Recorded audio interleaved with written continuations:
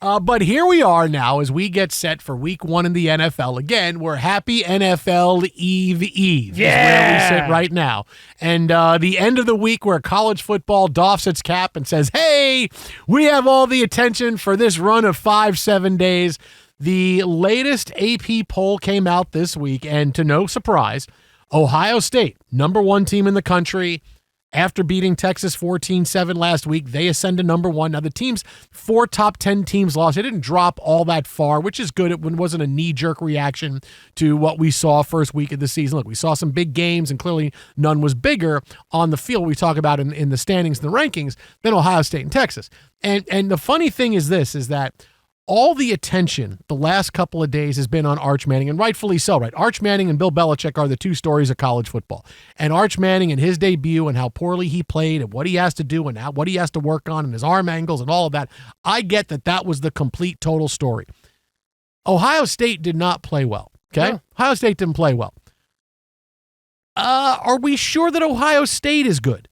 Just saying, are we sure Ohio? Because we don't know if Texas is good. And Ohio State, they were just sort of hanging around like they didn't do a lot offensively. Yes, defensively they played, but Arch Manning missed a lot of throws. It was not a well-played game. And I get, look, obviously Arch Manning is a story. He's the rock star of college football. But, man, Ohio State coming off the championship, I get it. But are we sure that they're good? Because they didn't look that great on Saturday. There's a couple other teams that look better. And, yes, it's week 1 of the season. But all of a sudden, hey, here's Ohio State number 1. You expected a little bit more. If they were that good, there'd be more sloppiness in the game, be more offense in the game, and there wasn't. And Julian Sayin didn't put up a lot offensively, and it was just it wasn't a great game to watch when you think these are 2 great teams. So, I mean, are we sure Ohio State is good? Because I don't know that Ohio State's a great team. I'm going to put it this way. I'll put it in terms because we try to grab the sporting world in a giant hug. I felt like I was watching a Floyd Mayweather fight. That he's going to win. He was holding up the other person for a few rounds and was going to win? But, we're just kind of dancing and watching the clock tick away. Not taking a lot of shots downfield, not getting really creative and going for the jugular on either side, right? Because for Julian Sayin, right, he was the number 1 quarterback the year after Arch or 2 years after Arch, right? So young guy with a lot of expectations. And I know You had a lot of attrition, both sides. You losing players to the draft, to the portal, and all that stuff, new bodies, whatever. Some of it owing to the, play it close. So don't take a lot of chances to where you end up getting run out the gym. Now, the fact that the lack of creativity or taking the points, whichever side you want to go on, in that third quarter possession where they run the ball 4 straight times inside the Ohio State 10 and get stuffed. That was one where I'm just standing there with my, shrugging, going, what are we doing? What are we doing? Absolutely nothing. Yeah. No juice in the play calling and certainly the excellence of execution on the Ohio State side. But all of that to say, we danced and look at what it cost Texas. They're number 7. Yeah. I mean, but the thing is that, and this is what gets me about this, is that this is Ohio State, Texas. This is a game that, hey, both teams need to win this, because this is if we lose this game, you only have so many losses till we can't put you in the college football playoff anymore. Yeah, but it's this 3. is a game, right? But Ohio State's got some tough games this season. So I get that when you're playing take Michigan, for example, right? When they go out and they play New Mexico, I get how vanilla their offense was. They don't want to put anything on tape for Oklahoma. Look, no one's seen, outside of coaches, no one's seen more Michigan games the last 30 years than I have. This is what they do. They never put anything out there until they absolutely have to. It's why when they play early in the season, they don't blow teams out by as much as you think, because they don't put stuff out there until they get to their first test. So, yeah, the offense was a little vanilla, and Bryce Hunter was really good. But the offense was vanilla. They didn't really do a ton, and I get that. Because, well, we're going to win this game, and if we get to a point where things are a little loose, we can make an adjustment. But Ohio State, Texas, hey, you got to throw it all out there, because you lose this game, all of a sudden, well, you only have 1 more loss, maybe, the rest of the way to get into the playoffs. 2 more losses, maybe forget it. You're out at 3. 3 is like that line of demarcation where, hey, 2, you should be able to stay in a Power 5 conference. 3, I don't know. So all of a sudden you're one more away and you have a tough schedule. So I expected to see more creativity, more stuff, a little more of a normal outside the box type game plan. And you had Sarkisian at halftime telling Arch Manning, hey, take what the defense gives you. Don't try. And Ohio State being incredibly conservative, unless they don't trust Julian Sand, which if they don't trust him, goes back to my first point. Are we sure Ohio State's a great team? Because, man, I don't know about that.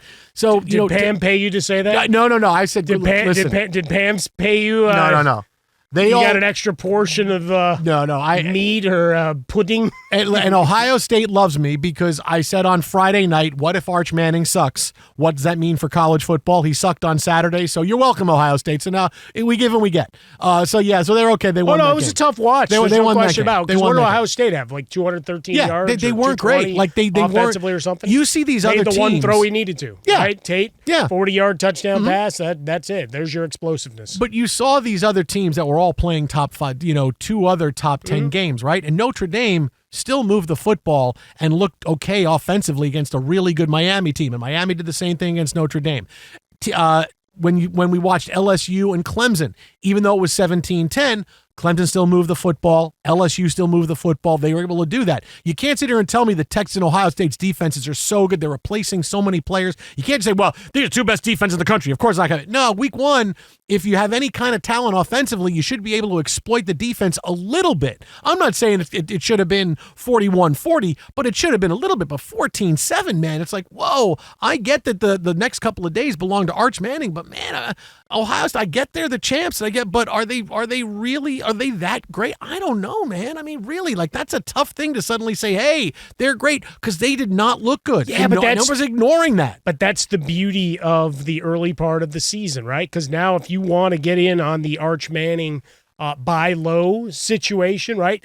Post draft hype and all that kind of stuff, like we would do for trading cards of like, hey, he was the prospect everybody wanted. And then he comes up, has a bad call up in September, so everybody jumps off his cards. And it's like, all right, he comes back, he adjusts, he'll be better. Arch Manning, 14-1 now. He was the leader in the clubhouse, either 6 or 7-1 coming into the year. Nussmeier, who had one big drive, but got it done. And then Lenoris Sellers. Yeah. Suddenly your number 2 guy. Hey, you know where he started his career and couldn't get on the field and transferred? Syracuse. Yay! Yeah, we'll get into transfers and hanging around. But I got a great story Yay! off the Notre Dame game, right? Yay! So, me being Southside Chicago, got a lot of vested interest because, friends, family that went there, and a lot of my colleagues from high school that shoot me the line of expectations and whatever else. They're at times insufferable. But my daughter at her job on Sunday, they have a resident who is a Notre Dame guy who was really excited to watch the game. So they all gathered to watch that in the common area. And they indulged him. They stayed up late. They're watching the game. And then they were all pissed off after the game ended. I stayed up late for this. This is the worst thing. I don't... Well, they felt bad for the guy because, he had a loss, so he was salty. And everybody else, stayed up way past bedtime for that. I'll tell you, Dan Devine will have him ready for the next game. I'll be sure about that. No more players walking in saying, take my jersey if the Rudiger kid doesn't dress. Take that jersey back.